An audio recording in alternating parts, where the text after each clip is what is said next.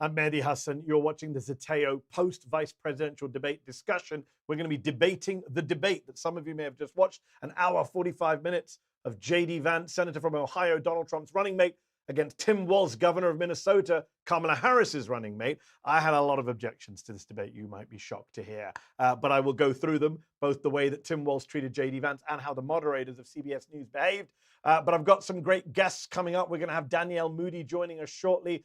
She's the host of the Woke AF podcast. She's also the co-host of Democracy-ish with Wajahat Ali, who is with me right now, author of the Left Hook Substack newsletter, author of the book Go Back to Where You Came From. Waj, thanks for joining me. Did you watch the debate? What did you make of the debate? Because I'm a masochist, I did watch this debate between two Midwestern nice folks, Waltz and JD Vance. I would love if a moderator actually moderated the debate. That would be nice. I don't know if you agree with me, Mehdi, but I tweeted this, that Tim Walz unnecessarily was playing nice and sane-washed JD Vance, a man who is so extreme and hateful, who has one of the lowest favorability ratings of any VP candidate. And for some reason, at least twice in the debate that I counted, Mehdi, Tim Walz looks to J.D. Vance, a man who's talked about childless cat ladies, who's promoted a hateful lie about Haitians that has resulted in terror threats, and said, I agree with what most of he says. Like, I agree with what he says. I mean, who gave him the advice for this? And I think I know the answer. I mean, I assume it was some Democratic Party consultant, someone on the Harris-Biden campaign who said, tone it down, be nice. Tim Walz, by the way, is someone I backed as the running mate for Kamala Harris, partly because he was so good at going on TV in July and saying, these guys are weird. Right? That's right. He was going to rallies and making jokes about couches. He was calling out Trump and Vance for being extremists, telling them to mind their own business. That Walz didn't show up tonight. And I don't know what advice they got from typically defensive Dems who always say we must be polite, we must bow the knee. And meanwhile, J.D. Vance got to pretend that he's a nice guy, normal guy, moderate. Obviously, he lied effortlessly throughout the hour and 45 minutes. But put the lying to one side, how lucky are Trump and Vance that they face a media machine in this country and a Democratic Party in the country that just doesn't want to call them out. Like, there's open goals and they keep missing them. That's exactly it. That's why I was so frustrated. It's open slam dunks, and instead you run away from the basket and take a three-pointer that you'll most likely miss. He rarely used the word lie. He was effortlessly deferential to J.D. Vance. He didn't mention the childless cat ladies. I mean, it only came at the end, Mehdi. I think the highlight of the debate was when Tim Walz was given an opportunity to double down and fact check J.D. Vance about Donald Trump inciting the violent insurrection. And he asked J.D. Vance the question that I was begging him to ask him throughout the debate. Do you accept the 2020 election results? Now, look at that. He could have done everything like that throughout the entire debate. Still civil, but passionate, fought, brought receipts, and made a difference between him and Harris. He doubled down. He was relentless. That's why you liked him. That's why I liked him. This is the man who was picked to be VP because he's the guy who normalized and mainstreamed weird. He made the couch joke. But for some strange reason, probably Pete Buttigieg or an establishment Democrat said, no, you have to be nice. You have to be deferential because we have to win over the Rust Belt whites. We have to win over the Leon Panetta crowd that is wearing the MAGA hat and still, might not know who they're gonna vote for. But the reason why people liked him was because he has that Midwestern nice kind of gutsy, folksy, passionate energy, and he brought that at key moments of this debate. Healthcare, women's rights, Trump's in fitness, and January 6th. I just don't know why he didn't bring it throughout. Yeah, it was painful. The first hour, he's not a great debater. We know that Tim Walz, he said it himself, he's not a great debater. Vance is a good debater, very slick. But as you say, you don't need to be a good debater. When you're up against a J.D. Vance, you just read out what he said. That's right. You just literally read out, do you agree with this? Do you stand by this? Even when the moderators brought up Vance's comments about Trump, calling him Hitler, and even his recent remarks that were uncovered in 2020, where he was criticizing Trump, Vance got away with pretending this was all fake news media. I changed my mind about Trump. I just want to be clear for people watching at home. J.D. Vance, and I made this point to Piers Morgan the other day, it's J.D. Vance who called Donald Trump America's Hitler, not some crazy leftist. Vance said it.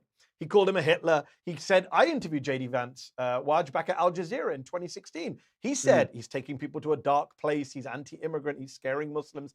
That was Vance. Vance's argument, Waj, has been, well, that was 2016. Then I saw what a great president Trump was. Then I changed my view. That was a lie because now we have these recent remarks that were leaked from 2020 at the end of the Trump term where he says Trump has failed as an economic populist. And yet tonight he was able to get away with that again. In fact, they asked him the America Hitler question after they asked Tim Walz about some comment he got some date wrong about being in China, not Ugh. quite when Tiananmen Square happened. Maybe it was 2 months later. The media, both sides bullshit kills me. Like, he got a date wrong about China. He called Trump Hitler. Those are not the same things. Well, not only are they not the same things, the fact that Tim Walz didn't simply say, I got that date wrong, my bad. By the way, Donald Trump lied 31,000 times as a Yes. president. By the way, JD Vance has deliberately promoted a hateful lie promoted by neo-Nazis. Created stories.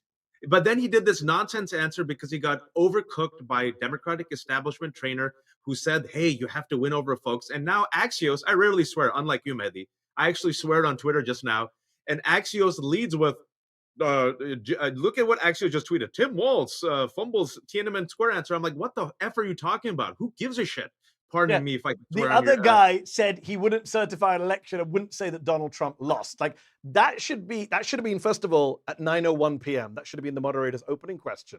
Highlight. Right? 9:01 p.m. Instead, by the way, the CBS moderator, I can't remember if it was Nora O'Donnell or Margaret Brennan, one of them said, as they launched into the January 6th section, at 10:29 p.m., an hour 29 into the debate, she goes, it's one of the top issues in the country after the economy and immigration. Yeah, then why the F did you wait 90 minutes to bring it up? It should have been at 9:01. It should have been to Vance. Do you accept the result of the last election? And by the way, are you only up here because the last guy almost got killed by Donald Trump? Well, thank God that Walz brought up Mike Pence. He goes, there's a reason why Mike Pence isn't here. Yeah, but in passing, Wad. It was a throwaway remark in passing. It wasn't a... But there's two things. If you notice, go back and watch the debate. I won't because I'm not that big of a masochist. But you could tell, Mehdi, and you mentioned this, Tim Walz is most comfortable when he's unleashed, when he has that passion. And he was most comfortable and confident, and I think effective for Democrats in that final exchange about January 6th. If you look at the entire debate, he hesitates. He holds back, almost like he's coached to be too nice. And I'm sitting there thinking, by being too nice to JD Vance, by saying multiple times, I agree with him, there's not much we disagree about. Yeah. How can you sane wash and whitewash and normalize JD Vance, a man who is handpicked by white nationalist billionaire Peter Thiel, a man who is the running mate of Donald Trump, who has promoted neo-Nazi conspiracy theories, a man who hates women. The quotes that JD Vance has said about women, Tim Walz just need to memorize 3 of them and bring up 1. He brought up 0. I mean, this is a man who's also been on some far-right podcasts, had said stuff like we should defy the Supreme Court. Yeah, as you say, links to Peter Thiel. So much there. And if I'm JD Vance tonight, I'm thinking, wow, that was an easy 90 minutes. That was an easy 100 and whatever, 10 minutes. I just got to, nobody challenged me on anything, all the crap that I said. My eye mascara didn't even run. It's still on. I didn't even sweat. Those are his eyes, Bud. Look, let's just take a break from Walz and Vance for a second. Yeah. Let's just talk about something else you and I get very frustrated by, which is the American media, right? I founded Zeteo because I was so fed up of both sides' coverage and also the absorption of right-wing talking points by quote-unquote liberal media organizations. The debate began tonight on the Middle East, as many would argue it should, given that's a big breaking news story. I would have started with democracy, but I understand the need to start on the Middle East, given the Middle East is on flames. But they didn't ask anything about Lebanese civilian deaths. They didn't ask anything about Palestinian civilian deaths. They didn't ask anything about the Gaza destruction of the last year. They asked, literally, would you support Israel carrying out a preemptive strike on Iran? That was the opening question of the 2024 vice presidential debate. Do you support an out-of-control Israel being more out of control and doing a war crime in Iran? Astonishing. De-escalation through escalation, right? They didn't even ask about that quote. Do you agree with de-escalation through escalation? Has it worked? I tweeted as soon as I heard that question, here's the portion of the debate where both candidates have to engage in an Israel love fest and prove to the world and each other that they love Israel more, which is what they did. But which is what they did. But I'm saying the dereliction of journalistic duty from the moderators, of course, which is to ask a question, because the American media machine is all about war, unfortunately. So the opening question, instead of saying, is there a diplomatic resolution? What would you do to bring peace in the Middle East? How do we get a ceasefire in Gaza? The opening question is, should Israel bomb Iran and would you back them? I mean, I've lost my mind sometimes. And mother effer, you better say yes. You better say yes. Yes, you better. You coward. You coward. You pro-Hamas terrorist. I mean, it's stunning, because you and I grew up in the age of the war on terror. We were young men. We cut our teeth there. We were on the right side of history, Mehdi. And you remember that for our stances, where we were on the right side of history and we warned about the devastating consequences, both here and abroad, with the war on terror, we were called what? Hezbollah lovers, Hamas, all the same crap. ISIS lovers, Al-Qaeda lovers, right? Terrorists. And we're seeing a repeat where the warmongers of that war on terror literally have not learned their lessons. All of them have failed up and now want to usher the United States into a regional catastrophe with Iran. But instead of actually talking about they didn't even mention the word Palestinian. I mean, Yep. if you caught it, let me know. I did not hear No. a single, either Vance, the moderator, No. or Walz. Complete Did you hear them say erasure of the Palestinian? Palestinian people once again. As kids are being killed today, Palestinians were killed in Gaza today. While we're all focused on Lebanon, rightly so, people are still being killed in Gaza. And it's just a shocking reminder of how broken our media is. Tonight, I watched that debate. And aside from thinking, wow, JD Vance is a lucky man, the two other thoughts I had was our media is not fit for purpose when it comes to democracy and fascism. No. Right? Couldn't cover it, treated it like a normal election. Let's talk about housing policy before we get to January 6th. Who gives an F about housing policy when fascists are about to reclaim the White House? And number two, our media is broken when it comes to the Middle East and its coverage of Israel and Arab lives, Iranian lives, Muslim lives.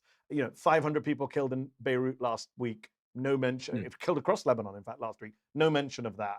1 million Lebanese people fleeing from their homes. A massive proportion of the population. No mention. Just the usual crap about Iran, nuclear weapons, preemptive strikes. Just this broken media. But I think that's why Zateo is important, and to give you and your team a compliment is it's a majority of Americans in the world population are sick and tired of this. And as you've seen, I'm sure as you've seen through your subscribers and the feedback, they want an informed, compassionate, intelligent conversation, which humanizes Palestinians and the Lebanese and Israelis.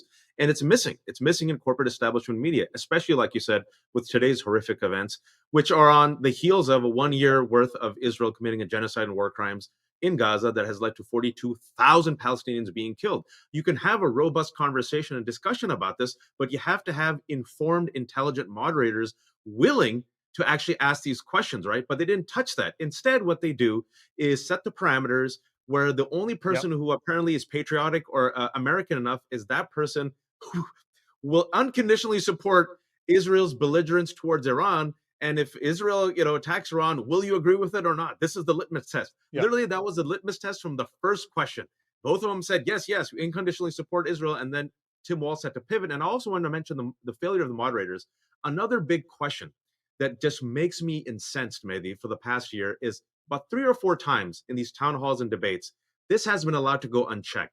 This whopper of a lie that Trump has said and Republicans have said that Democrats allow abortions in the 9th month, right? And then you see the CBS moderators asking Tim Walz that question as if it's a good fit. Hey, some people think that Democrats allow abortion. Republicans work the refs, Waj, right? They know how to get their talking points into the mouths of. And by the way, let's talk about the moderators. Margaret Brennan, Nora O'Donnell, 2 veteran journalists, very highly paid, very well respected anchors at CBS. They were told, I'm sure they didn't make the rules, but the rules that the network agreed to, no fact checking. CBS were very proud that Walz and Vance will fact check each other. So you got this situation where Vance was able to dodge the question about, is climate change a Chinese hoax, which is Trump's line. He dodged it.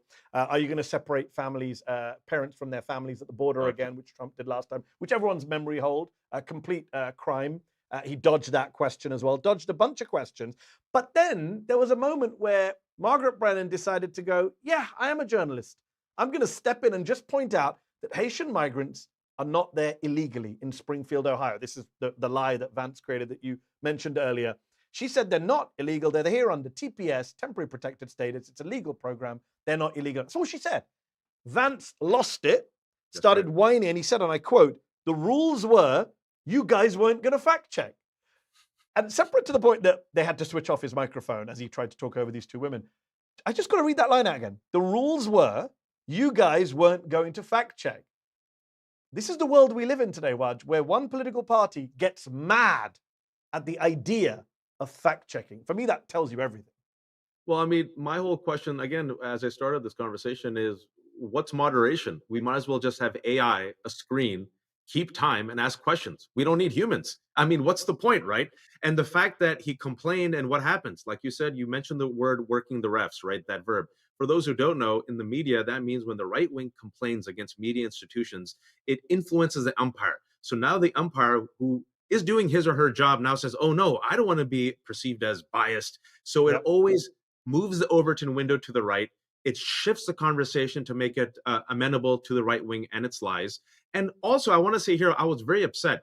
Tim Walz had an opportunity to come out with passion, to come out and really call out these hateful lies that have literally incited terror threats against Haitians and he played it mild, Mehdi. Yes. He had 2 opportunities and he played it mild. And the reason why he played it mild is because Democrats said, hey, hey, hey, you have to win over white voters. On immigration, you have to be tough on the we're border. losing. Well, Yeah. and Harris did this in the debate with Trump too. If you remember, Trump said they're eating your pets, and she just laughed. And I get it. It's ridiculous. You want to laugh, but it's also a dangerous piece of racist rhetoric, which is incited violence. And I would have liked to have heard the vice president say that in the presidential debate. I would have liked to hear Walz say that in this debate. Can Democrats humanize migrants? Can they stop talking within the parameters of right-wing framing about immigration as a threat and filled with criminals? Can moderators do that? Like every presidential debate I've watched over the last 3 election cycles, 24, 20, and 16. These are the 3 presidential elections I've covered in the US. All of the debates always should see liberal moderators, quote unquote, liberal moderators, ask questions from a right-wing perspective. That's whether right. it's immigration, whether it's crime, whether it's the economy, whether it's the Middle East, and no different tonight. Women's rights, abortion. They literally repeat a whopper of a lie as if it's like and they allowed Vance to get away with, I never supported a national ban. That's right. And also climate change, right? The fact is that they should have asked him, do you agree with Donald Trump that climate change is a hoax? I mean, Walz was able to do it, but the fact is that they are failing. They are failing our democracy because I think you and I agree that moderators and journalists should be biased. I believe they should be biased in favor of democracy against a dictatorship. I believe we should be biased in favor of democracy against fascism. I believe we should be biased in favor of truth and facts over performative neutrality. And what does this performative neutrality get us? Nothing. And I want to remind people that during the 2022 midterms, right before the 2022 midterms, if you remember, that was a conversation that was leaked by the co-head of the CBS News that said, hey, Republicans might win the 2022 midterms, so we need to get some Republicans on air. They covet that relationship. They covet that closeness. They hold their punches. In fact, since we're going to do some old CBS quotes, it was Les Moonves of CBS News in 2016 who famously said Donald Trump might be bad for America, but he's good for CBS, good for our ratings. And unfortunately, that is the attitude of a broken mainstream media. It's why I'm doing Zateo. It's why you've got the Left Hook Substack newsletter. I urge people to check out Waj's newsletter. Very, very powerful, scathing critiques of our broken media. Let me just say this, Waj, before we run out the time tonight. I do want to make a broader point, which is on the Middle East, Tim Walz had a chance to say something different. The Harris-Biden statements so far have been horrific. They've praised the killing of Nasrallah while ignoring the civilians who were killed in the process. Today, they attacked Iran for destabilizing the Middle East. No mention of Israel's role in escalating or de-escalating to escalate, as you reminded us earlier. You recently took part in a Muslims for Harris event, and some people were very upset with you, saying, well, why are you supporting Harris in this moment? I'm going to give you a chance to respond to that. But just broadly, we're in a place where it's very hard now to persuade Muslims in the United States, Arab Americans in the United States, to support this Democratic Party. As every day goes by, rather than try and do something to win back those voters, I feel like as every day we get close to election, they're pushing those voters further and further away. I don't disagree with you. I think it's very hard. And each and every opportunity that was given to Democrats, they seem to squander. I'll go back to the DNC. All they had to do was to have a Palestinian American family member stand side by the Goldberg-Pollan family and reiterate the same message. They refused. And now you just need some empathy, some humanity. The bar is so low, Mehdi, it's in hell. But as Israel now continues and expands its war to Lebanon and God forbid against Iran, and people are seeing Lebanese civilians get killed, Palestinian civilians get killed, the answer to what most Muslim and Arab is saying, our lives don't matter. You don't care about us. And so now people will say, Wajahat, with all of that being said, how can you still say support Harris and Walz? And I'll say this, if you're not in a swing state and you think, hey, Democrats got it, fine. If you can't vote for it, don't vote for it. But if you're in the 7 swing states, this election is going to come down to those 7 swing states and a handful of votes. And I believe to this day that Trump will be far worse for Muslims, for Arabs, for immigrants, for healthcare, for climate change, which he doesn't believe in. Yeah. And even if you have to hold your nose, Mehdi, and vote for Harris Walz, I still think it's better. And the last thing I'll say is with Democrats, there's a growing young population, a multiracial, multi-faith coalition that says enough is enough. And that's the type of group we can work with. With Republicans, there's no such group. They're all rationally, you know that I agree with you that the holding of noses to stop Trump is the rational thing to do.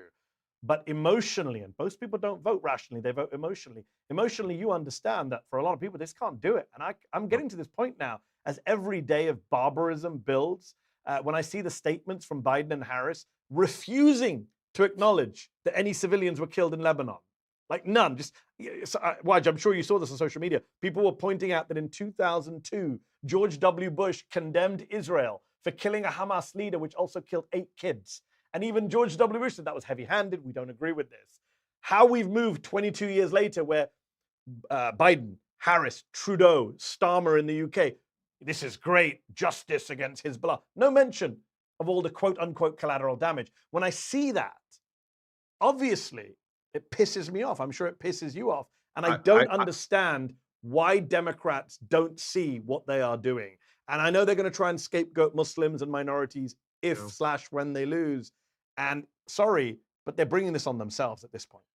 I don't disagree with you. And, today, I don't think we exchanged WhatsApp messages, but I was looking at these and I'm like, give me something.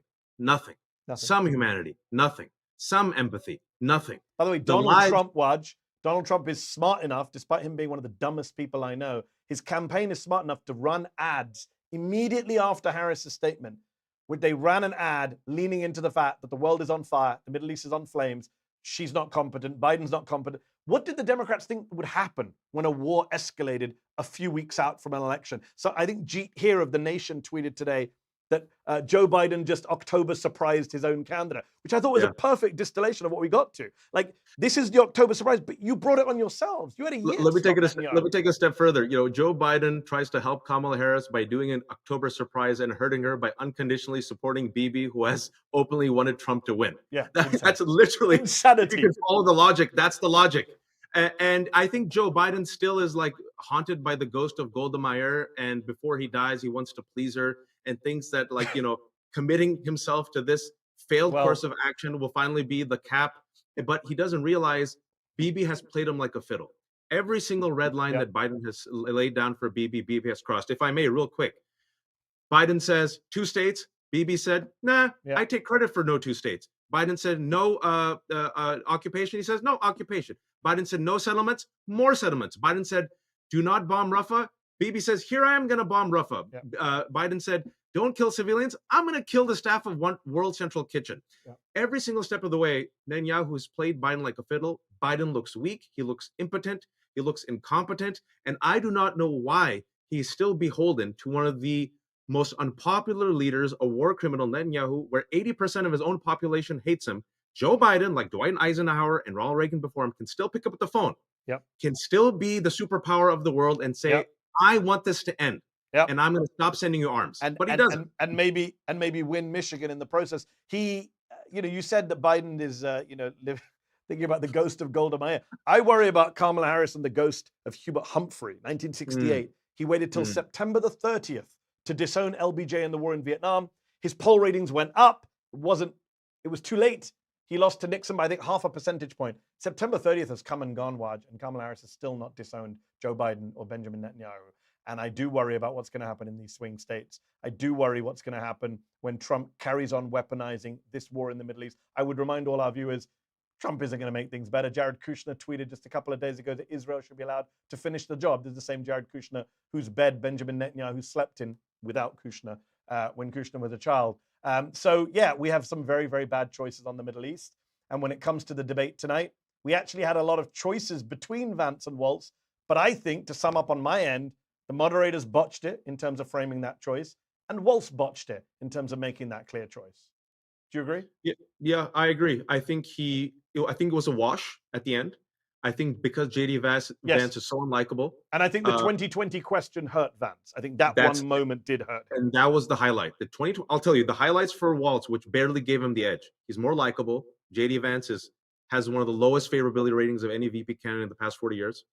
The women's rights question, the healthcare question, Trump's fitness, and the coup de grace at the end that really helped Walz and Harris and really sets the parameters that shows you there's no both sides was the January 6th question. I think for people on the fence, wherever they might be, like, wow, this guy 4 years later still refuses to admit that he lost.